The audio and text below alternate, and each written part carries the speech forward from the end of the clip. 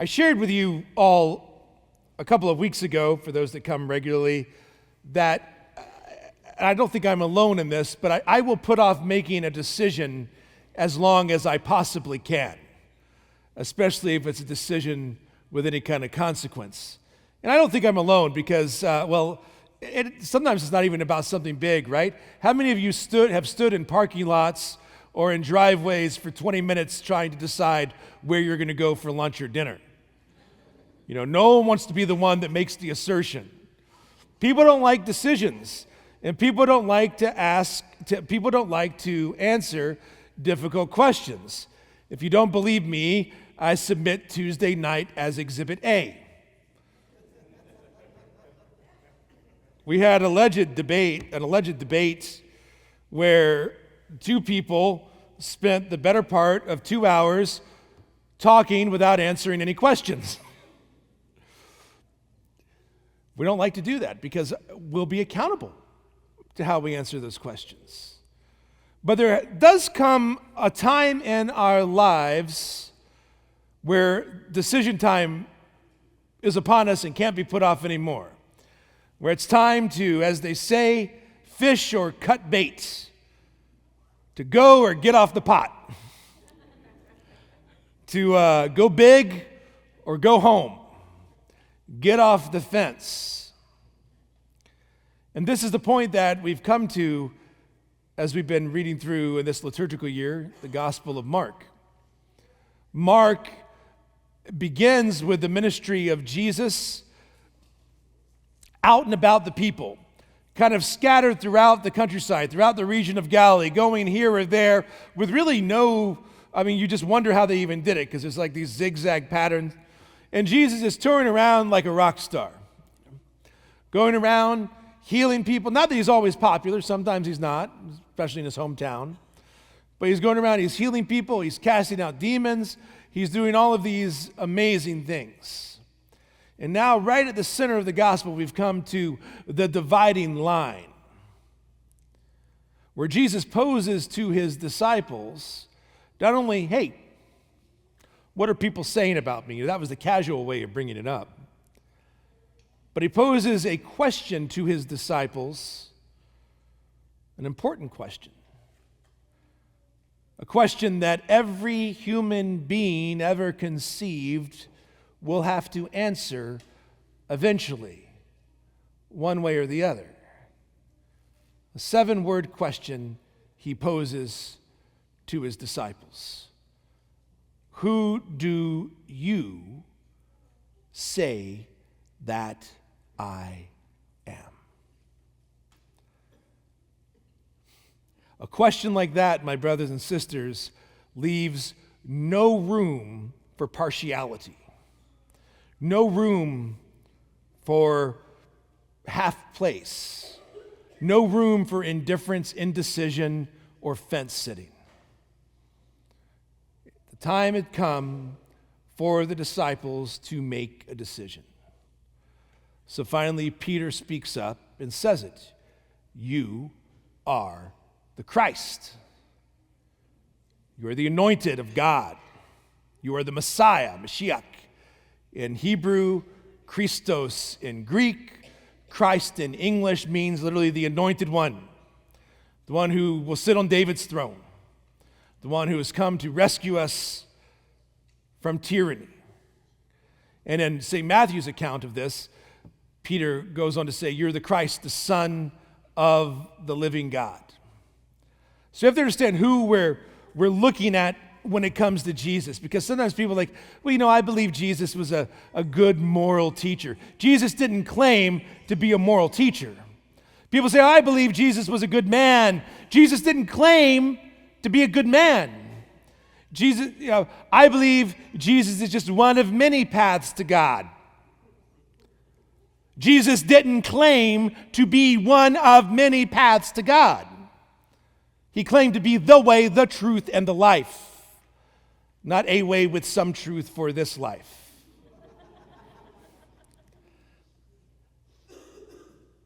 And so when we answer that question, who do you say that I am?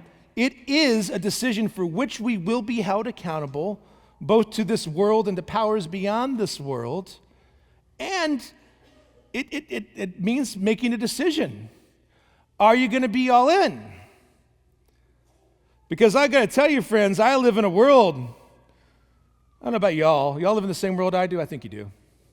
By the way, side note, because it's this Mass, I always get into sidebars. Carla loves them.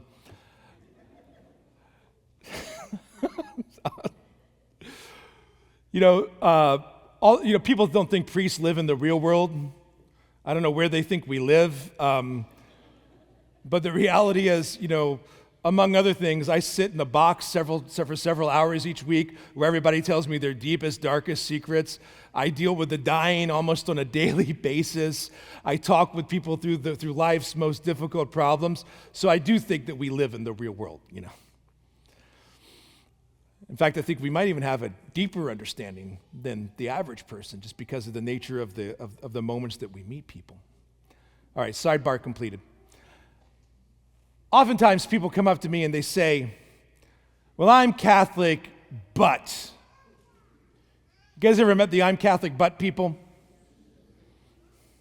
I'm Catholic, but I don't really go to Mass. I'm Catholic, but I practice contraception. I'm Catholic, but I don't agree with the church on this issue or that issue or that. Or I'm Catholic, but, but. Let me tell you, friends, those are some big buts. And I'm here to tell you today, my brothers and sisters, God is not Sir Mix-a-Lot. He does not like our big butts.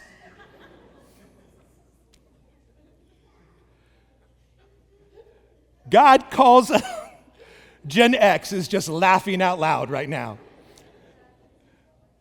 God, you'll have to explain to your children, and the rest of you just don't worry about it. God doesn't like our exceptions. Now, and we all have them. We've all had them at some point in our life because it's easy to say, I want to follow the miracle-working Jesus. I want to follow the Jesus that I saw here in the first half of St. Mark's Gospel, the Jesus that brings power and healing and movement and victory and life. But when things get tough, I'm not so comfortable with that Jesus. And this is exactly what St. Peter says now. Peter must have been pretty proud of himself where he says, you're the Christ. And Jesus is like, gold star, Peter, you got it right. And in Matthew's gospel, that's where we see where that's the moment where he becomes Jesus' right-hand man, his numero uno. But it doesn't last long because now Jesus starts to talk about, listen, things are going to change. And from here on out in Mark's gospel, the journey goes not to a tour all over the Galilee countryside, but a narrow, focused journey directly to Jerusalem. And he starts to tell them, I'm going to go to Jerusalem. I'm going to be handed over to the scribes and the priests. And I'm going to be crucified. And I'll rise. And Peter's like, wait a minute. No. That is not what I'm talking about. That's not what I signed up for. I liked all the stuff we were doing last week. Can we go back and start doing that stuff again? You're supposed to be the Messiah. Remember, you're going to sit on David's throne. You are going to rule the Jewish people. You're going to set us free from the Romans. You're going to have military strength, military power. I'm here for that. This crucifixion stuff, not so much. To which Jesus says, shut up, Satan. And that's exactly what we have to say in our own lives when those doubts and those temptations for the easy life begin to tempt us. For let me tell you something, to think in human terms, especially to think in human terms when it contradicts God's will, is not to be a disciple of Jesus, but to be a disciple of Satan. That's the strong words that Jesus had for that.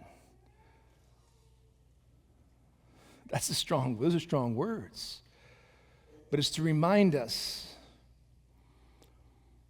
Jesus never said, blessed are the comfortable.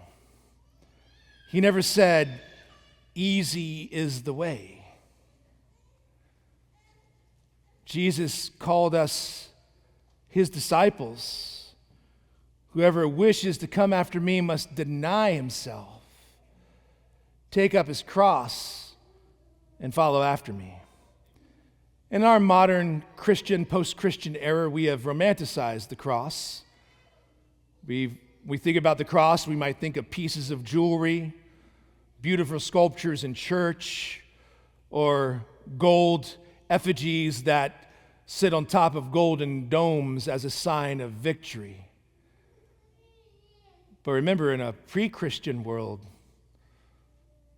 the cross was something gross, something disgusting, a sign of death and a sign of torture. To put it in modern terms, it's as if Jesus would have said, if you want to be my disciple, pick up your hangman's noose and follow me. For to follow Jesus, my friends, means a certain death to self. Following God doesn't mean that God becomes our genie in our lamp or a fairy godmother that we rub and he grants our wishes. It's quite the opposite. We learn to accept his will in our lives. And we recognize that our crosses, our trials are redeemed. Because the bad news is, my brothers and sisters, that with or without faith in God, with or without belief in Jesus Christ, there are going to be struggles, trials, and hardship in this life. People that we love are going to leave us. We are going to have painful medical conditions. We are going to have struggles with addictions. We are going to have serious pain. We are going to have economic and social hardships. There is going to be racial injustice, unjust discrimination. There is going to be labeling, bullying, name-calling, school shootings, mass violence, acts of terrorism. Life with Jesus Christ does not guarantee some sort of escape from all of this. But life as a disciple of Jesus Christ tells us that that cross will lead to the resurrection, will lead to redemption, and that ultimately none of those things that I named will ever, ever, ever have the final say, the last word, or be able to close the door on us. For Jesus Christ has broken the chains of death and freed us not from political oppressors, but from something even worse. He's freed us from the tyranny caused by our own sins, our own misgivings, and the results of the failures of humanity in general. He has given us a way to rise above that and be called to glory. Our sufferings aren't erased by Jesus Christ. It's even better, they're redeemed by him. And suddenly life has a meaning, has a purpose. Can you imagine the humility of St. Peter? And I have to say this because we're reading from St. Mark's Gospel. It's believed by most scholars, by most good scholars anyway, that Mark was St. Peter's scribe, meaning that in a sense the Gospel of St. Mark is like the Gospel of St. Peter.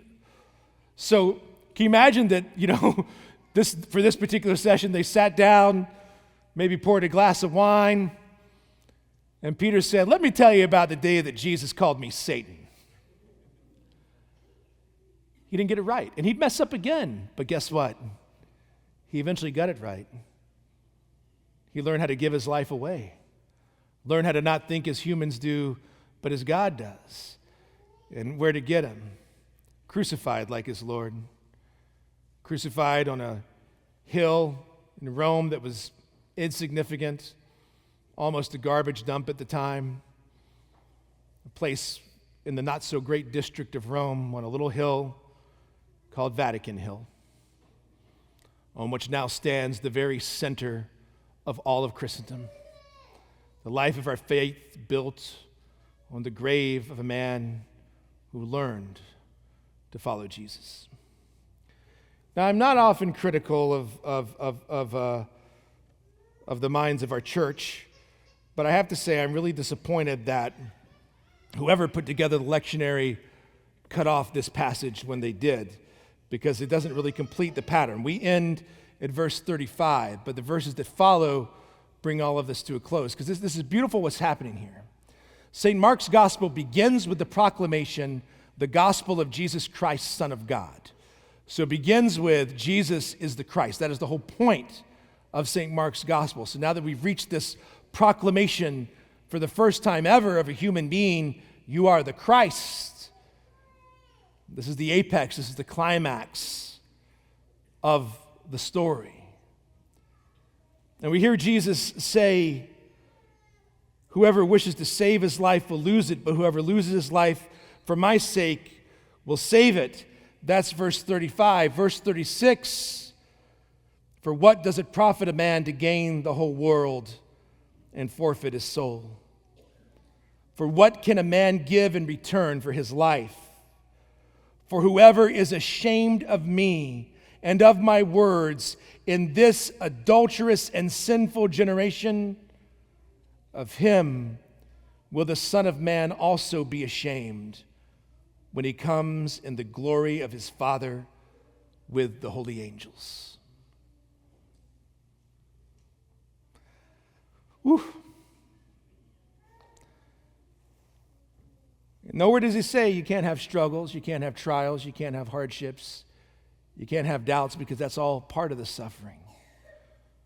But at the end of the day, are you going to follow Jesus or not? It's time to go big or go home. It's time to get off the fence. It's time to fish or cut bait. It's time to answer that question for yourself, for which we will all be held accountable both in this life and in the next. Who do you say that I am?